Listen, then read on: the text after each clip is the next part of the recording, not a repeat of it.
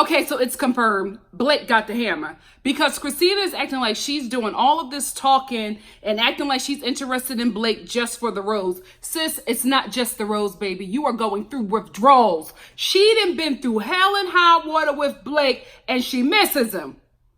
She missed that hammer. Who got the hammer tea? Because you got to think about it. Sis, you're doing so much over a dude where you were just like, we were just friends, so it's okay. Even on the date that she took Blake on, she said, we were just friends, so it's fine. But you're going through all of these emotions like you're a scorned ex. It's the hammer. You know what? Girls who can't hold their own, who have always gotten by playing victim, you got to grow up.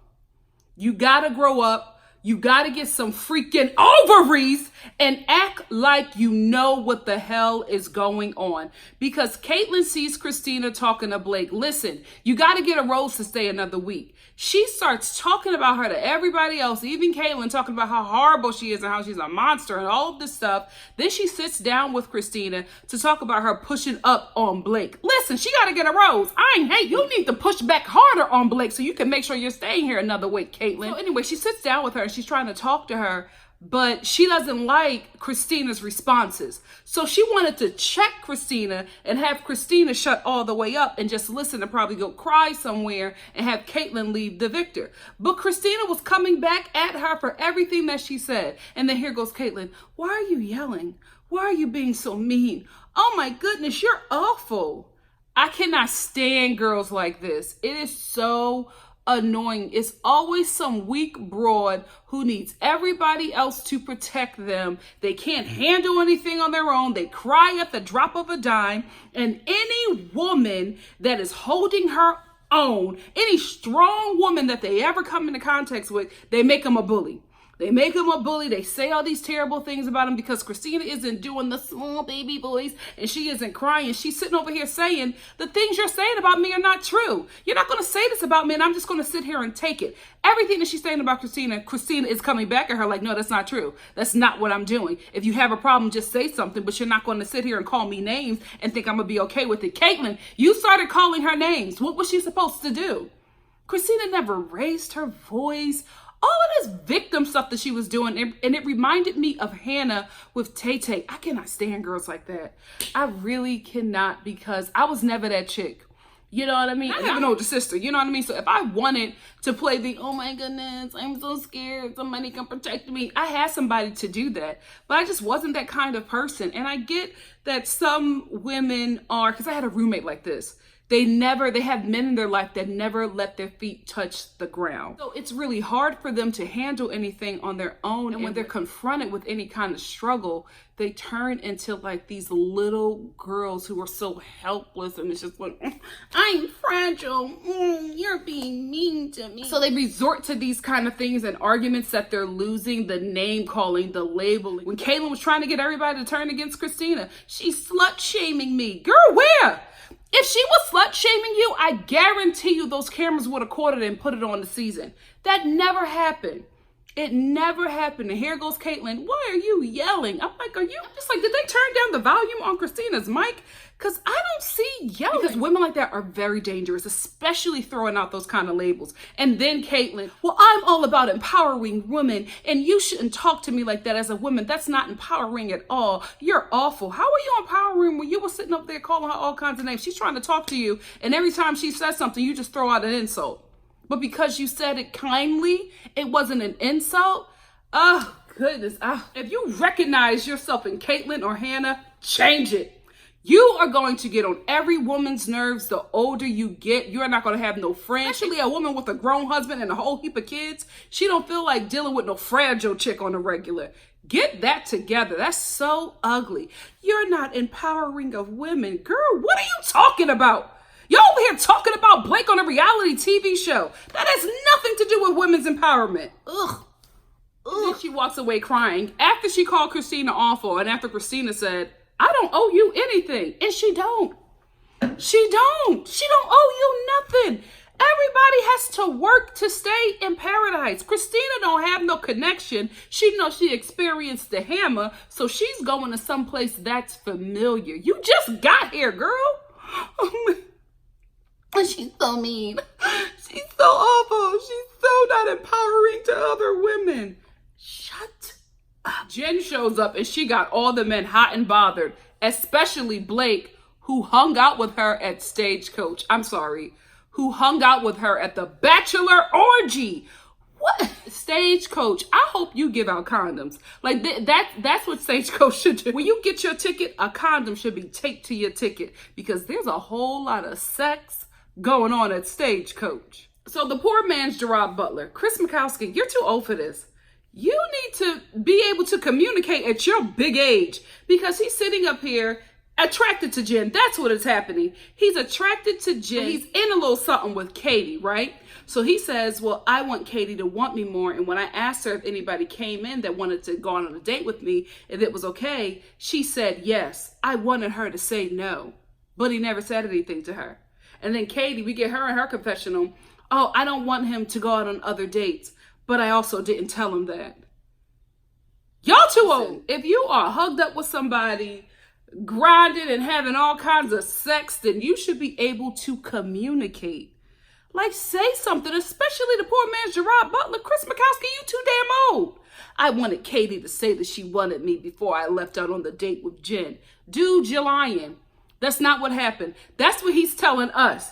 What happened was Jen walked down them steps and he got hot and bothered. And he went out on this date with this girl. And even though he ruined it because he got seasick, even when he got back, he was just like, well, you know what? I want to make it up to you since our date was ruined. Said nothing to Katie and then tried to do this little romantic thing with Jen. And while Katie is over here crying about him and talking about, yeah, I'm going to let him know that I want him, he's in the pool getting felt up by Jen because that's where he wanted to be. Let's be real. Like, everybody on the show said that they're here to find a wife or a husband.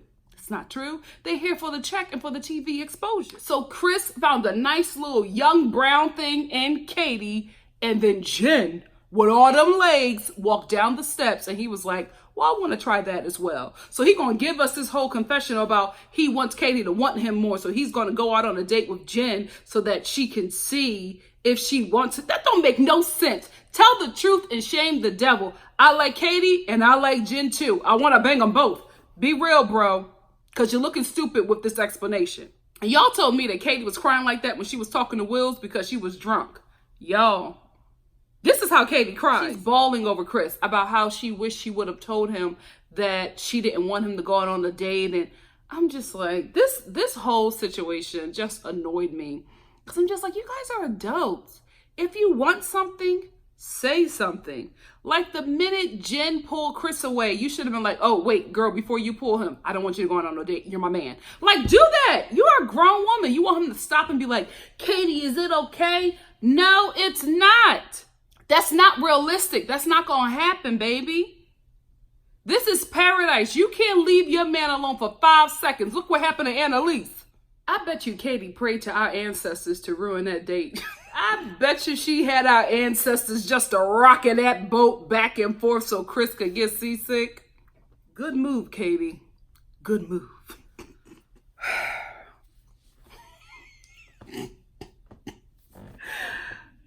So let's talk about this song that Nicole was singing to Clay. Guys, I was like, what is going on here? You're so yummy, and I want you in my tummy. And I was like, what are we talking about? She wants to eat him, and she wants him in her tummy. And I'm like, are we getting freaky? Like, I didn't know. I'm like, hey, are we getting freaky? You know what? Nicole is so corny. She's probably literally talking about food. But from her singing a song, trying to be sexy, and Clay with his Kermit the Frog voice, like, oh, yeah. Oh, yeah. I was like, oh, no. They are a corny match made in heaven. I guarantee you that this couple will work. I'm telling you guys, they are the same thing.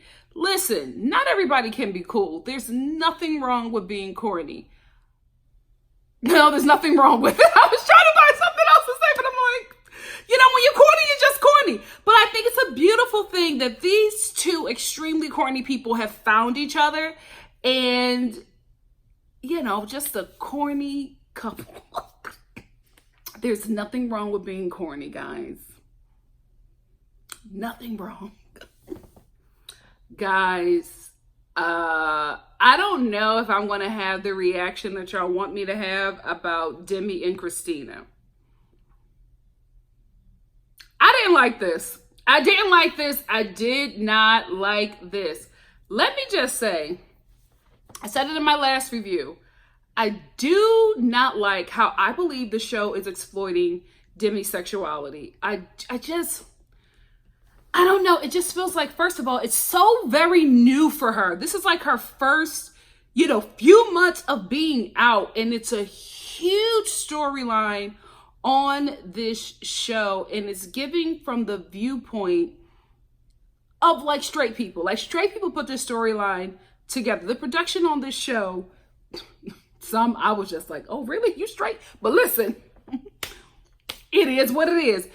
They crafted this storyline for her. And not saying that this isn't her life, but I'm just saying that, in an interview, she probably talked about this and they said, this is going to be Demi's storyline. We're going to get an LGBTQ storyline on this season and it's going to focus on Demi. It just seems so exploitive. Nothing seems like natural because Chris Harrison comes into Paradise after Demi was already very confused with Derek, which I honestly don't think that she was confused. Here is why.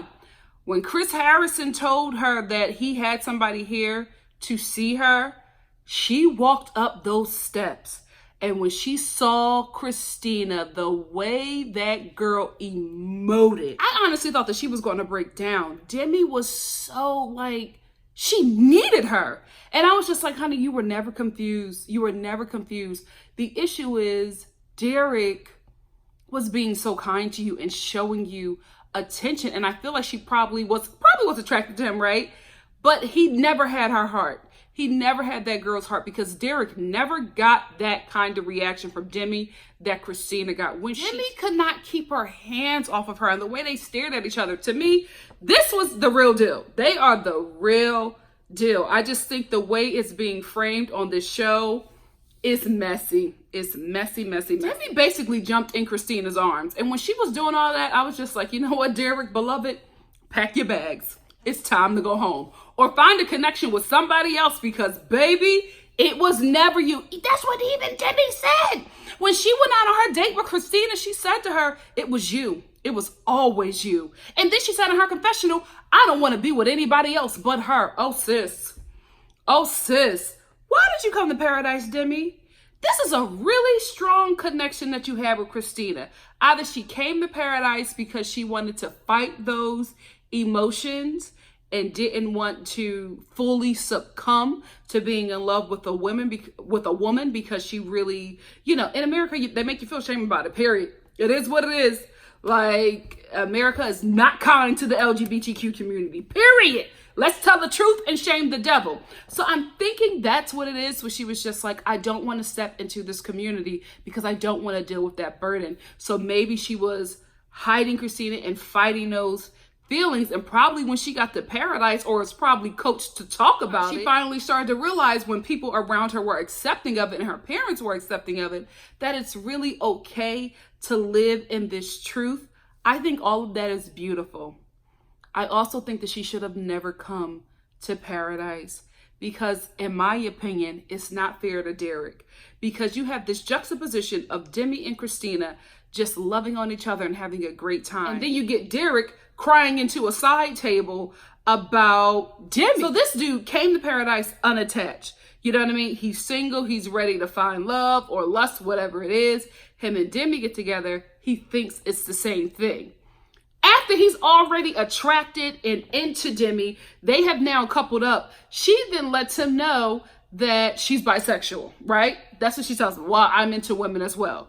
Bam. Another week goes by. Not only am I into women, I'm also attracted to somebody who has been casually dating somebody back home. So every week, there's another level, or there's another layer that she pulls off about herself, but she's still being intimate with this guy. They're still acting like a couple. So he's thinking that she's all in, but then we get to this 1 week where Demi is just very confused. And I'm just like, I get it, girl. I'm so happy for you and Christina. I'm so happy that your community was accepting of you and you're no longer living in a box. I just don't think it was fair to Derek, because if you had such a strong reaction to Christina and then you're telling her that it was always her and you were in love with her, why you get on the plane to come to Mexico and start playing tongue hockey with Derek? Like, that's just not, I don't know. I went from being very happy for Demi to then watching Derek and kind of getting pissed off. Like, she shouldn't have came here attached. Like, even before the show aired, there were already people saying that there were a couple people in Paradise who were in full-blown relationships, and Demi was one of them. I didn't believe it in the beginning because I'm just like, oh my goodness, this is just rumors. And then even from Demi, she's saying that she's casually dating. Everybody's casually dating until you really hook up with somebody, you know what I mean? So I got it. But when I saw her reaction to Christina, I was like, you were not casually dating this woman. Y'all were in a full-blown relationship. And then, another thing that pissed me off is that Christina is just like, if she tells me that she's still confused, I'm leaving. I love that about Christina, you know what I mean? But you can also tell that she was really hurt. I don't know, Demi, this wasn't right. I'm treading very lightly because I'm not bisexual. Just from a viewer standpoint, watching this, I'm rooting for Demi, but I also feel like she was reckless in her actions. Ugh.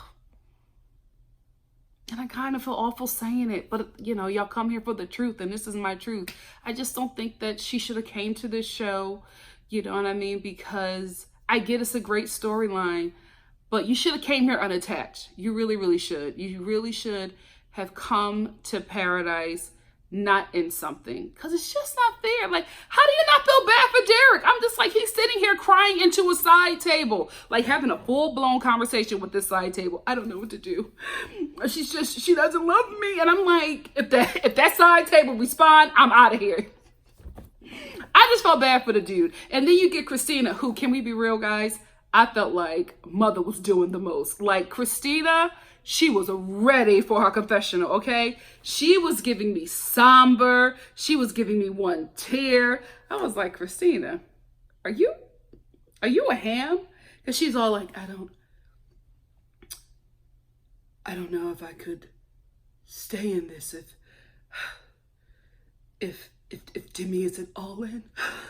I was just like, because Christina wasn't camera shy or anything. They did not have to convince her to do anything. I'm just like, are we getting played in Bachelor Nation? Are we getting played here? Because if Christina is not like in the entertainment industry and she's just like a regular schmegular chick, how are you so comfortable with the cameras? How are you just giving it? This is your first time in a confessional and you are just vulnerable and open and just giving your all. Who got the tea on Christina? Who got the tea on Christina? Because Demi is a ham. So I wouldn't be shocked if she got with another ham. Not saying that their love ain't the real deal, but they could probably be like, you know what, we love each other, but we can also really make some money off of this relationship. Don't put nothing past Hollywood, guys. There are literally people out here who have had children with people for career opportunities. Just to have a famous kid Instagram child. Listen, when I get to like a good, like when I know that I'm like 2 days from death, I'm going to release a tell-all. If you're still alive, let me tell you something. It's going to be juicy. It's going to be a page turner. Just you wait. Here's another thing that I didn't like. That this stranger was staying in Paradise. Listen, Demi and Christina, this is cute. It's new. I love it. But I was just like, you know what, Demi? You found your love. You on this date with Christina, you're telling her that you love her and you don't want to be with nobody else for the rest of your life but her. This is it. This is it. Go home.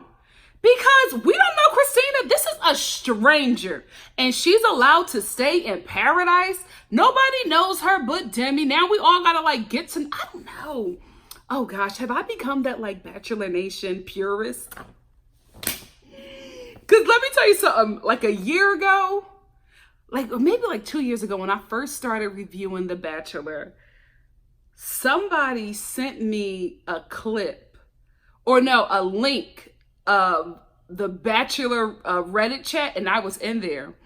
And everybody was just like, oh my goodness, we love her, we love her. And then some people, as soon as one person said, well, I don't like the fact that she doesn't like Rachel and Brian together, the tides turned, right? So then they started saying, yeah, I don't like that either. I agree with you. I like her too, but I don't agree with you. And then one little hating hoe, I hope you watching, she gonna write, yeah, but she's not really a part of Bachelor Nation. She doesn't know how we do it here. Who the hell are you? Who the hell are you to say who can talk about Bachelor Nation or who could watch the show and who could? Like, it kind of made me felt like she was saying that I wasn't like a part of that community or culture. And that like, because of that, because I like had this different voice, I couldn't talk about the show. That pissed me off. That pissed me off because you don't know who watches this show. Now, yes, the audience a lot of times for like the reunions or whatever are, you know, they appear to be white and middle America. Actually, they're not. Let me give you some tea on how they fill the audience. It's a bunch of LA locals who are background actors, okay?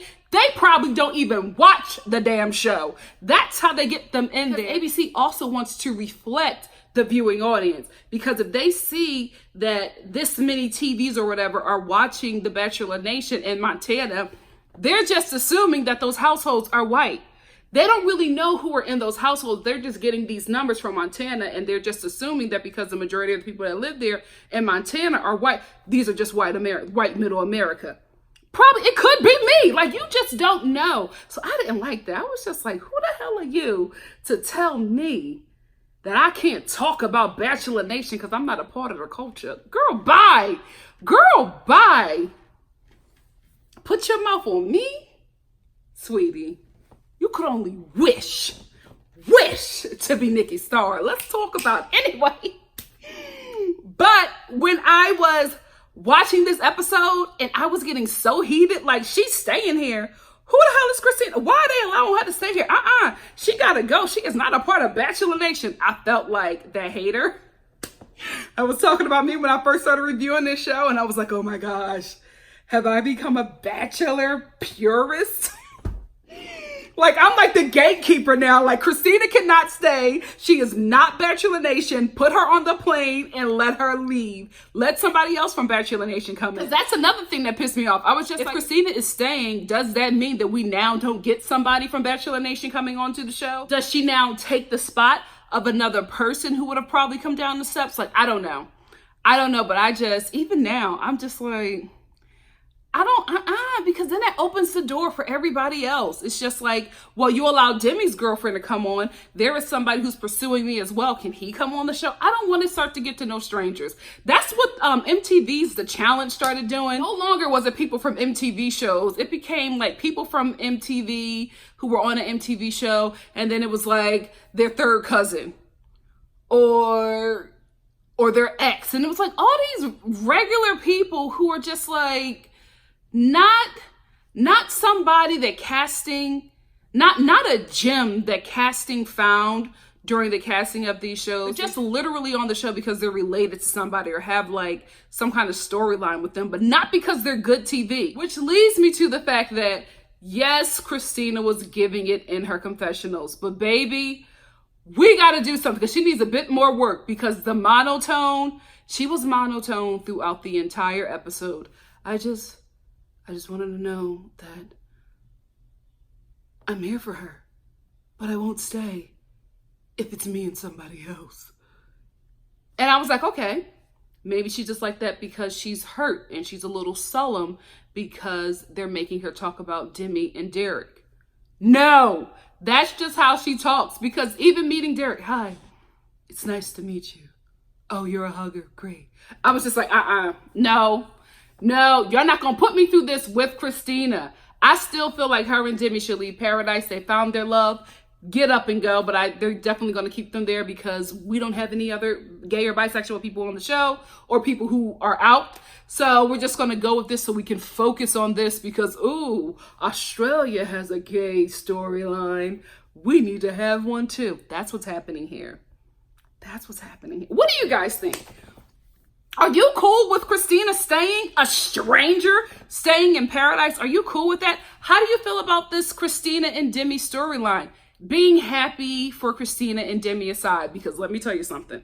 I don't think I had that here. No, I don't. I don't have that in Bachelor Nation. But y'all not gonna say nothing about them being together. Like, that's not what we gonna talk about. You will get deleted and blocked.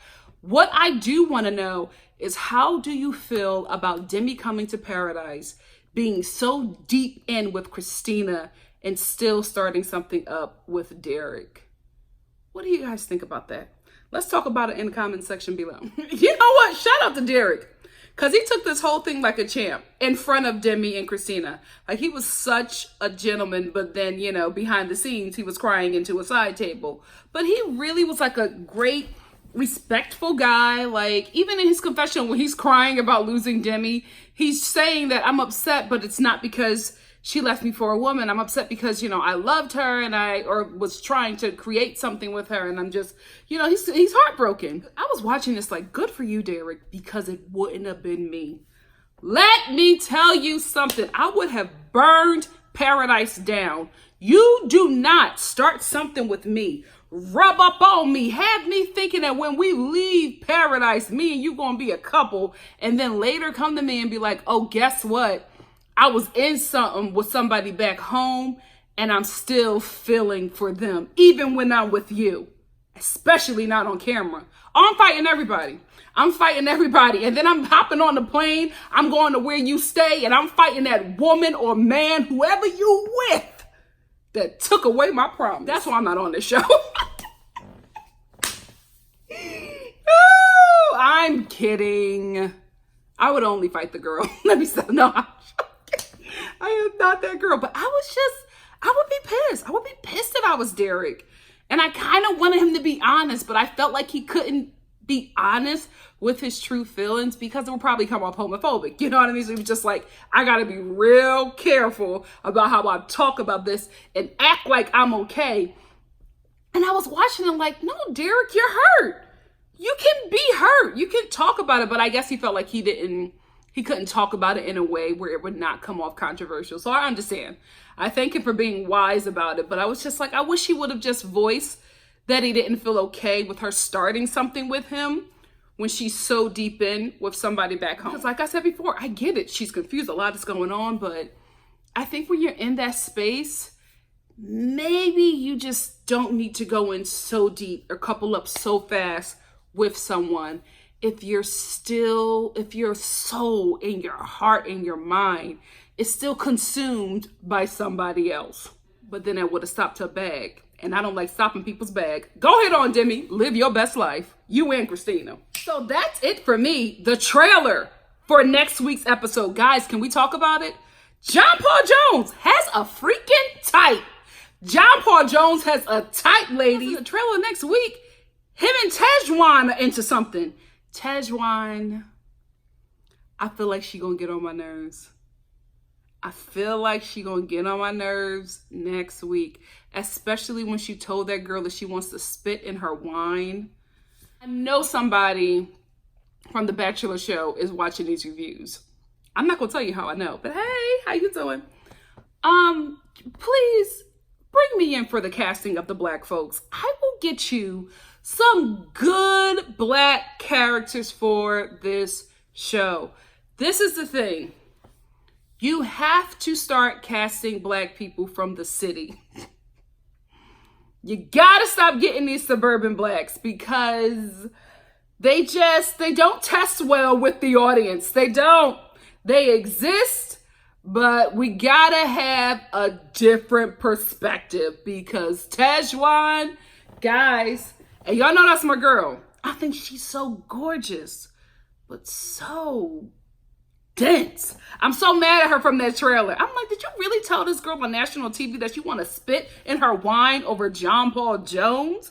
Does he have the hammer? Child. But what happened to him and Tay-Tay? It's going to be a lot that happens next week. I cannot wait to watch it and review it for you guys. If you like what you see here, please like, comment, subscribe, and share. And I will see you next week for the following episode of Bachelor in Paradise. Honestly, real talk, I appreciate you for stopping by. This means a lot to your girl. Love you guys. Bye.